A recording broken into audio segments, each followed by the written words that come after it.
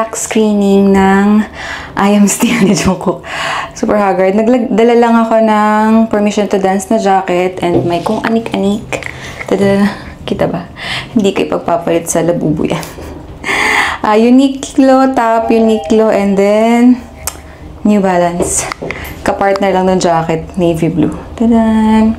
Tara, sama ko kayo sa black screening para kay Jungkook ng BFM.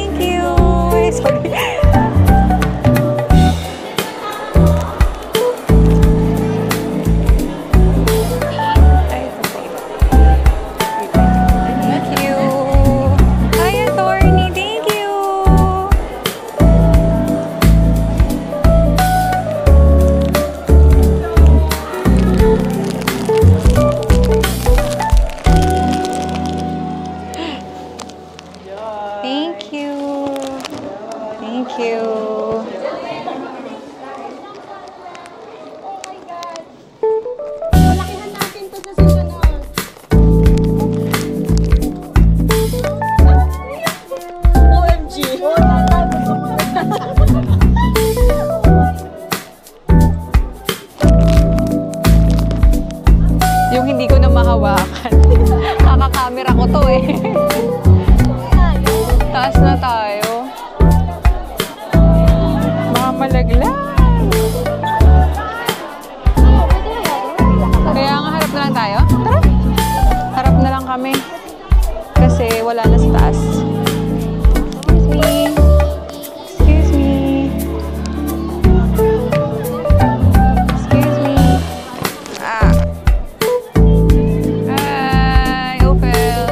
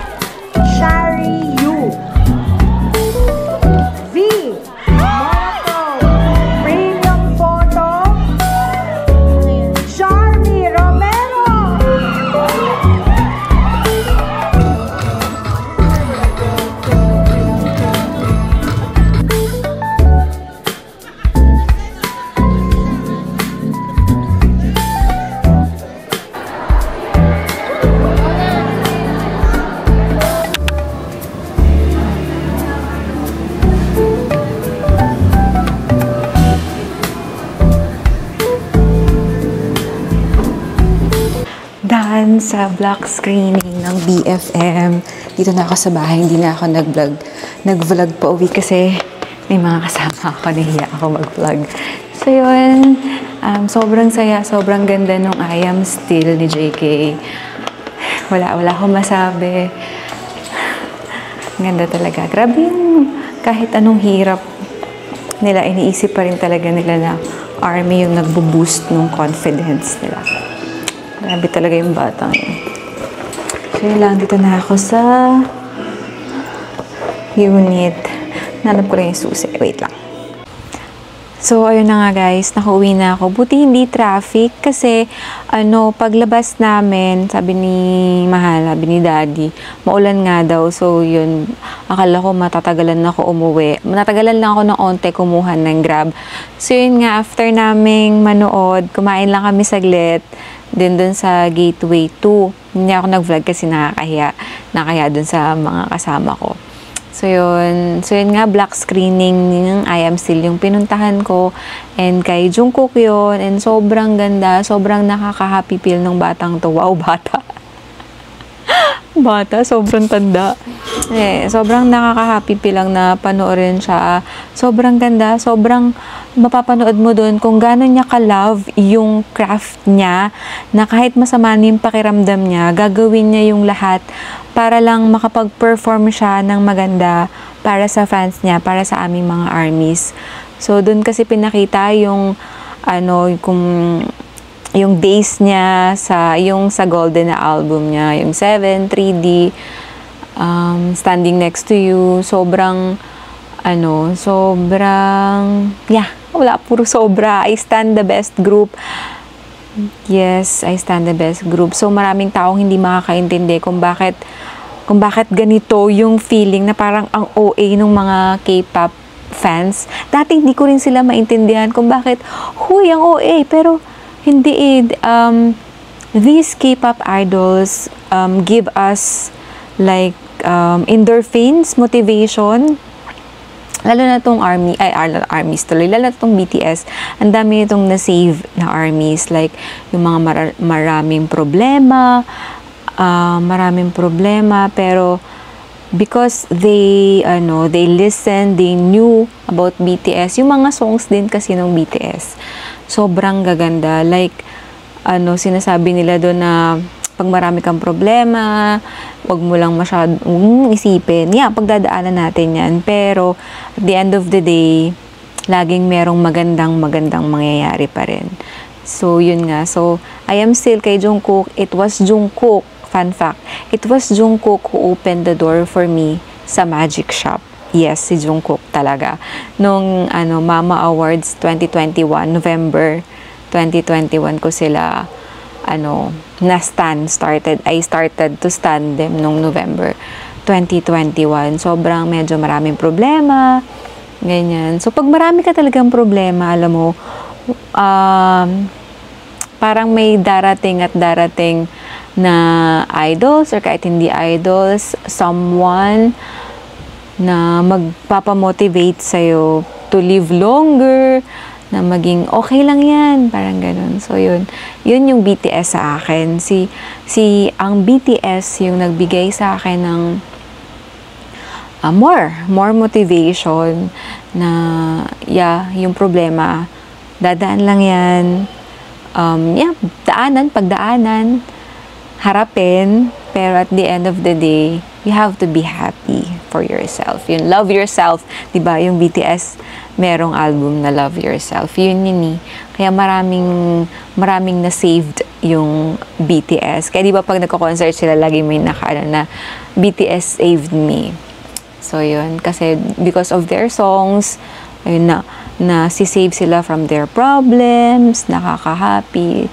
So, sana sa 2025, next year, paglabas nilang lahat, pag lahat na sila magka-concert, sana talaga makakapanood ako. Grabe, iiyak talaga ako. Tuwing napapanood ko tuwing ganito, nagkakaroon ng black screening, talagang naiiyak talaga ako, naluluha ako. Like dati kay Suga din, nagpa-black screening din sila. So yun lang, nakakaiyak lang. Kasi sobrang dami nilang pinagdaanan. Kahit maraming haters, wala yung haters na yan. Sobrang, hello, ang love na love nila yung craft nila, love na love nila yung ARMY. Kahit gaano pa kasama, yung kay Jungkook talaga, kahit gaano kasama yung pakiramdam niya, talagang iniisip pa rin niya na sana makapag-perform ako ng maayos para sa ARMY. Kasi para sa kanila to. Yan. At he works hard para daw marinig yung mga words na, wow, ang ganda na naman to, grabe naman to. Parang ganun yung gusto niyang sabihin doon. Kasi they really work hard for their craft. So yun. So sana sa 2025 makita ko sila. Yun lang. And I'm proud to be an ARMY, pero kasi di ba marami pa rin kasing mga taong hindi nakakaintindi sa pagiging K-pop fan. So yun lang, and that was it. Thanks for watching. Bye!